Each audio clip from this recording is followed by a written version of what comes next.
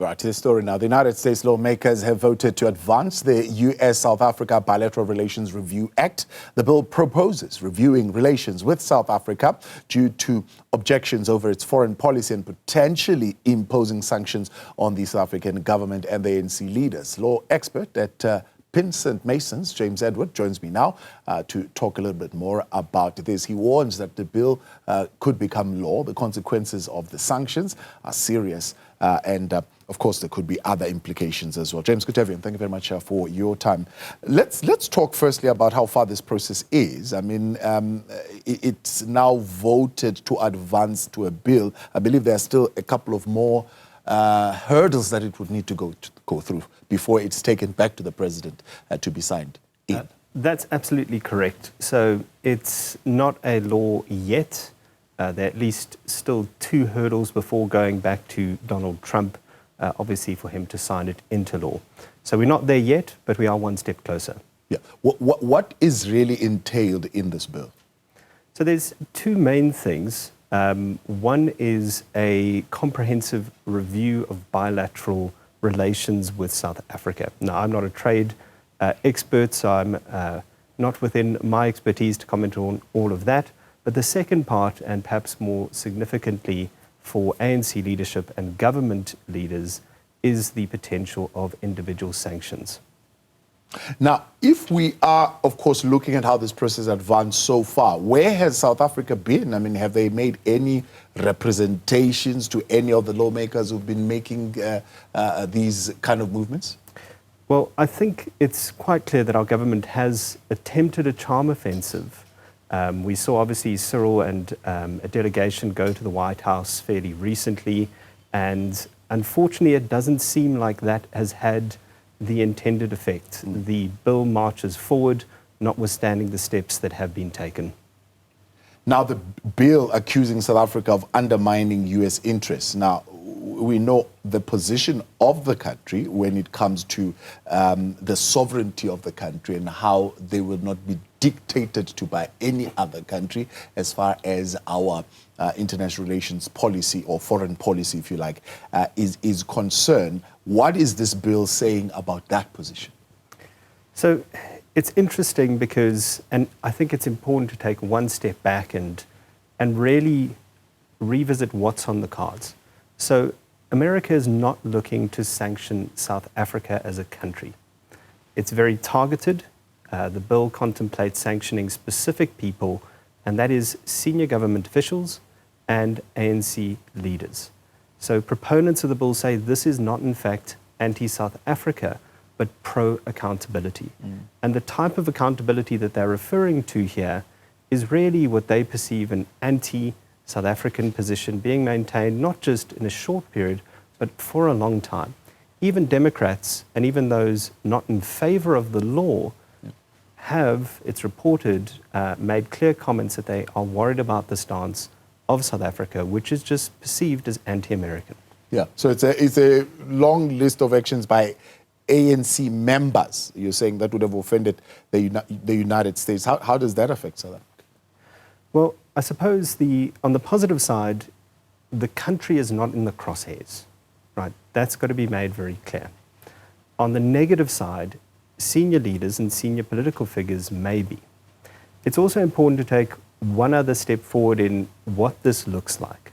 Now, if this act becomes law, the US administration will not be able to just simply sanction anyone it feels like. There are 2 routes that they can choose. One is a credible evidence of human rights abuses. The other is credible evidence of corruption. So that's quite on the nose, right? In effect, for this to succeed and for someone to be sanctioned, they'll have to have credible evidence of one of those 2 things. Yeah.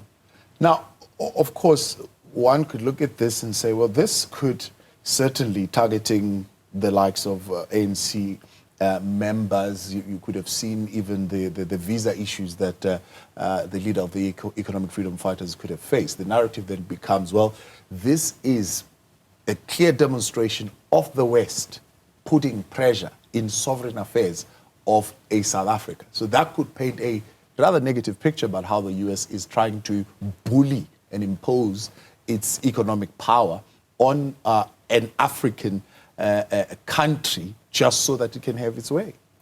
Well, I suppose if we take a step back and look at, what sanctions are and what they're typically used for, they have always been political in nature, and they are typically used to influence behavior. So sanctions by their very nature are used exactly for that, to say, we don't like what you're doing and we want you to change course. Now, of course, who is right and wrong in the equation is up for debate, right? But clearly, America's not happy with the course that our government and specifically senior ANC officials have taken, and they want to change that behavior. But again, they're not saying South Africa. They're making it very clear it's really targeted at specific groups. Yeah. In practice, then, what would those government officials or ANC, let's make it clear, because government officials now could also include members of other political parties, but ANC officials need to do at this particular point to turn events around? Well, I do hope that diplomacy and common sense wins out the day. I think we should all be hoping for that. Nobody wants to see anyone put in this very uncomfortable position of being sanctioned. So I do think what they need to do is to start to really consider how these engagements are done, how perceptions may be influenced by what we do on one side of a relationship versus another. So if ANC and government officials want to avoid this, it's quite clear that this anti-American perception needs to turn around. Right? So things like the summit of liberation movements that the ANC is currently hosting, are these things that tick in their favor or tick the other way around? Well, I think it's obviously difficult to narrow down on those smaller things. I think the bigger picture we need to really consider is, how are we making the US government feel?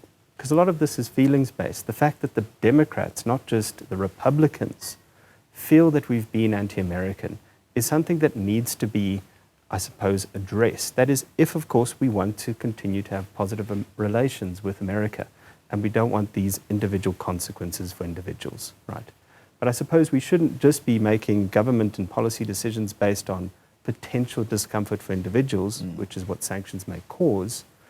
We should be looking at the bigger picture. As I said, and again, I'm not a trade expert, but the review of our bilateral relations cannot be a good thing, right? And that may impact the whole country, way more so than the sanctions themselves. Edward, appreciate your time. Thanks so much for coming on. That's Edward James. He is an expert in law at Pinsent Masons there, talking about those possible sanctions on particular individuals, particularly in government, who are members of the African National Congress.